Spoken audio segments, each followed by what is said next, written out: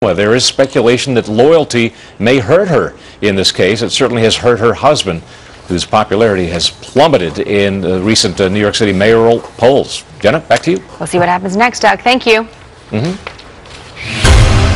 Right now in Boston, the first defense witnesses are taking the stand in the racketeering trial of James Whitey Bulger. Prosecutors rested their case Friday after calling 63 witnesses. Bulger, as you know, is charged with playing a role in 19 murders and running a lucrative criminal enterprise involved in gambling, extortion, and drugs. So where do we go with this case? Dan Schorr is a former prosecutor. Ashley Merchant is a criminal defense attorney. His attorney, Dan, is saying he'll call maybe 8 witnesses today, maybe 7 witnesses tomorrow. There is speculation that the jury could get the case on Wednesday, but what if Whitey Bulger testifies himself?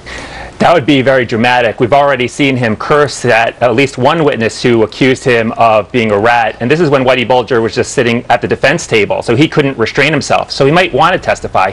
But let's remember, their goal probably is not to get an acquittal here. He's 83. He's facing 19 murder charges and other charges. He's almost certainly facing the rest of his life in prison. So their focus is to prevent him from going to jail known as a rat, known as someone who's killed women, and known as someone who has committed pedophilia. Those are the 3 things they seem most focused on stopping, not necessarily the conviction, which is almost certainly going to happen. So, Ashley, if Dan is right about that, what better way to, establish your bona fides than to get up on the stand and say, I'm not a rat, I'm not, a killer of women, that kind of thing, before going to jail?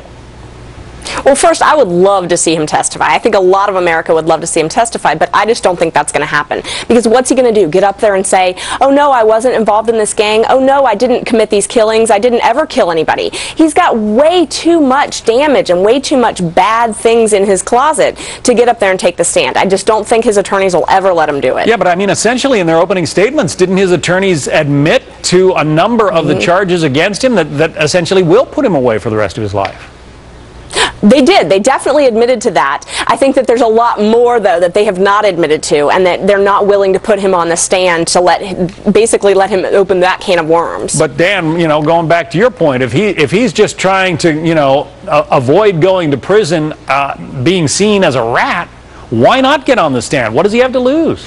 What he has to lose is he'll be confronted with evidence on cross-examination that he was a rat or that he committed killings of women, which is another bone of contention from the defense. So by testifying, he's going to reopen all these issues and he's going to be further exposed. And he doesn't seem like he has the demeanor to stay calm and focused in the face of cross-examination because of his outbursts in court earlier. And Dan, just for the viewers who might not know, if you're Whitey Bulger, why do you not want to go to prison being, carrying the reputation as a rat and that kind of thing? First of all, it undermines his whole career in organized crime. He won't be known as just someone who is this boss and was very powerful, but he'll be seen as someone who undermined his own colleagues, the people who worked with him, the people who committed crimes with him.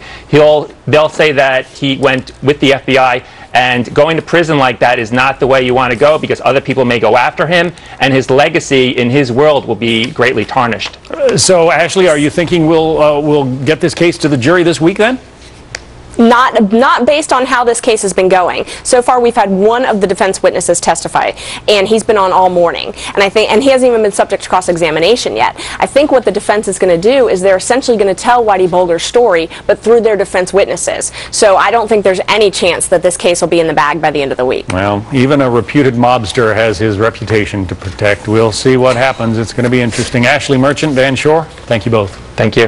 Thank you. What is happening with America's favorite pastime? Some new fallout from the big scandal rocking baseball. A-Rod is reportedly facing a possible suspension.